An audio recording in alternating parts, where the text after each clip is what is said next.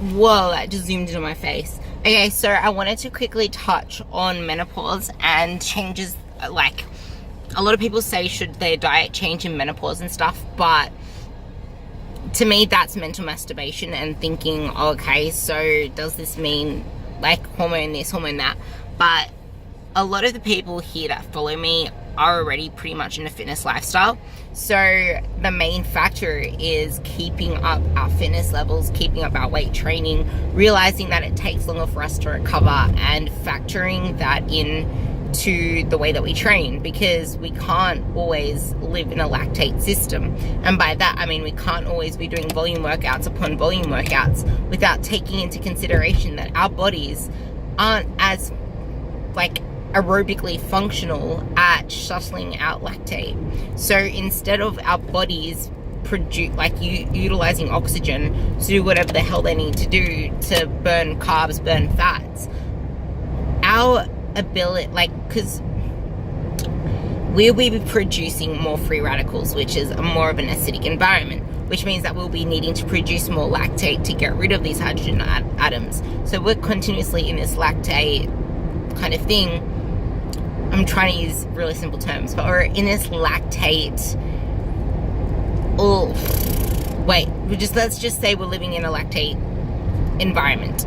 So we need to take into consideration that we're going to need longer rest periods, we need to have days planned into our training where mobility and stability and drills and breathing and meditation and yoga and even foam rolling and all this stuff is actually factored in, so that we bring our bodies out of a sympathetic stressed lactate system and into a system where we're able to utilize oxygen better, able to function better, build up our metabolic capacity to actually do what we need to do. Because if we're in a chronically lactate system, our mitochondria is trying to save itself from itself pretty much. So if you think about the mitochondria and the fact that there's this thing I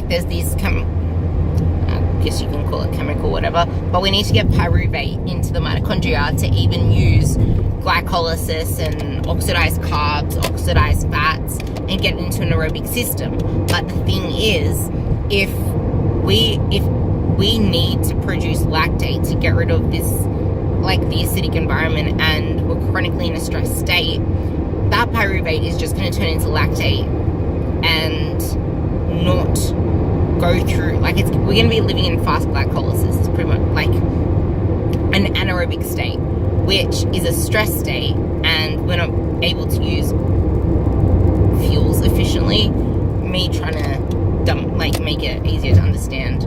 But anyway, as I was trying to say, it's still energies in, energies out. So no, there are no miracle foods. There's no miracle diet that you need to follow.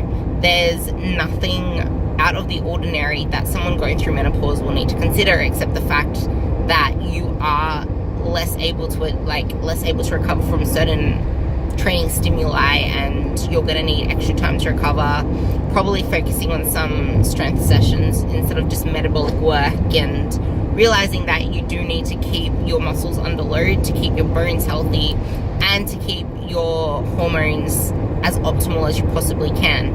Now, one thing to actually also take into consideration as you're going into menopause is you need to get your bloods checked and make sure that things are functioning well. And do not be afraid to bring up hormone replacement therapy, HRT, with your doctor if you need it. Because he can prescribe you DHEA, he or she can prescribe you HRT.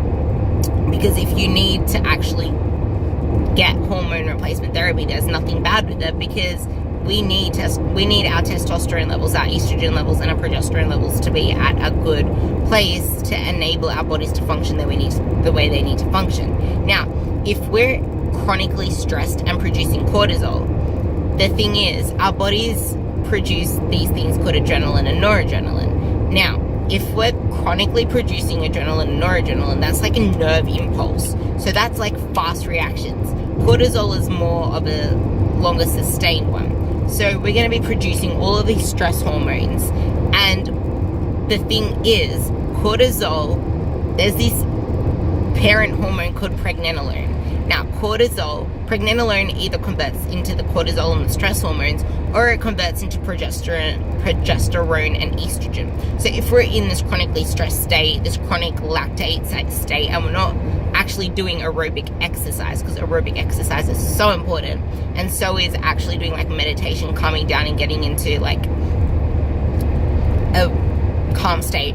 Also, one really important thing I need to bring in right now is that nutrition is a stress. If you're not fueling your body with the right foods, the right vitamins, minerals, and nutrients, your body is not able to adapt to recover from these stressed out periods. So if you are living a healthy lifestyle and taking into consideration your micronutrients, your fiber, your hydration, your fats, your carbs, your protein, then you are fine. But you need to make sure you are hitting all of your micronutrients. And as you get older, because of your TDEE, like your energy expenditure and your maintenance calories dropping down gradually as your body isn't utilizing as much energy to go through your day because cells die, all of that other stuff, that is pretty much the only real consideration you need to take into consideration.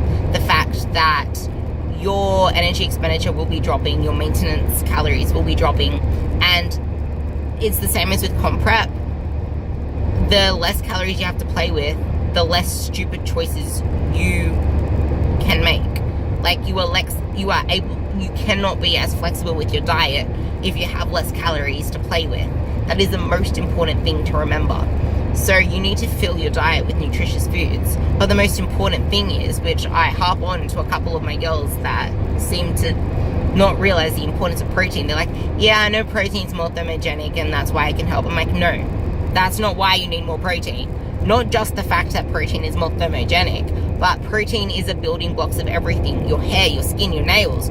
Protein, our enzymes are protein. Enzymes that help with metabolism, digestion, detoxification within the body, because our bodies need enzymes to be functioning for our bodies to naturally do its detoxification, its metabolism, its digestion, its fat burning, its carb burning. All of that stuff requires enzymes, and enzymes are protein.